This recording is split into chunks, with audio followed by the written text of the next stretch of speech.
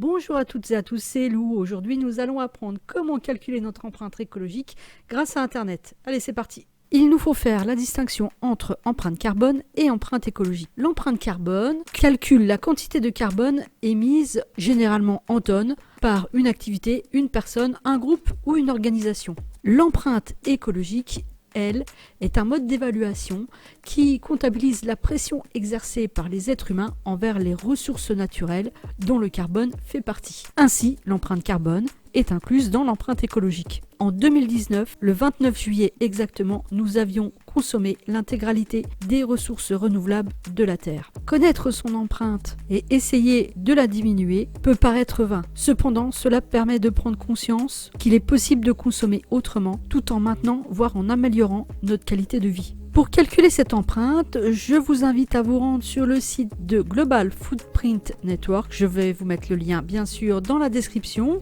Dans l'onglet Paramètres en haut à droite du site, vous pouvez sélectionner la langue de traduction. Et c'est parti pour remplir le petit questionnaire. Donc vous répondez le plus honnêtement possible aux questions qui vous sont ici posées à l'écran.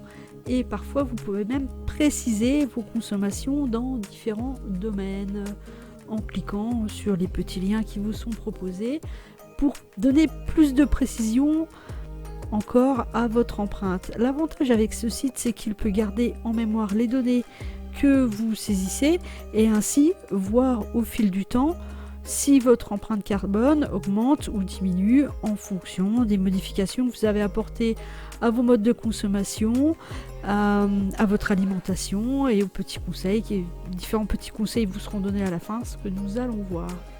Donc répondez à l'ensemble des questions qui vont de vos modes de transport, votre habitation, vos types de consommation en alimentation, la manière dont vous recyclez vos déchets, votre consommation d'énergie, notamment ce qui concerne l'électricité et le chauffage.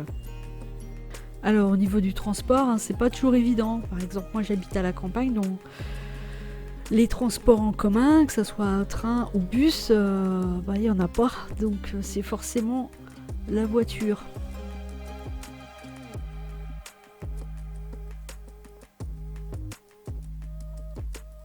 Et il est vrai qu'on se retrouve vite face à des impasses si on veut diminuer notre empreinte écologique, notamment au niveau des transports.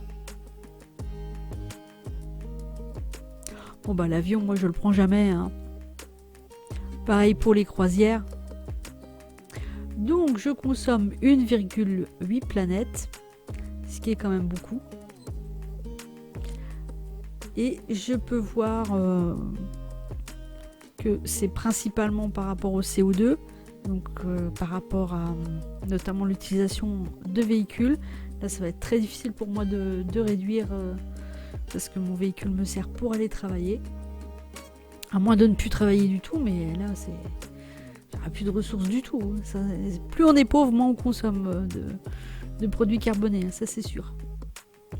Et il y a un petit onglet où vous pouvez aussi voir des propositions qui vont vous être données pour diminuer votre empreinte carbone, qui sont des conseils de bon sens. Effectivement, manger moins de viande, manger des produits locaux, diminuer le plastique.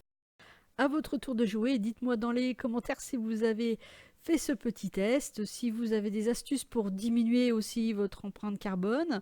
Voilà, si vous avez aimé la vidéo, un like. Si vous n'êtes pas abonné, abonnez-vous et je vous dis à bientôt pour un nouveau tuto.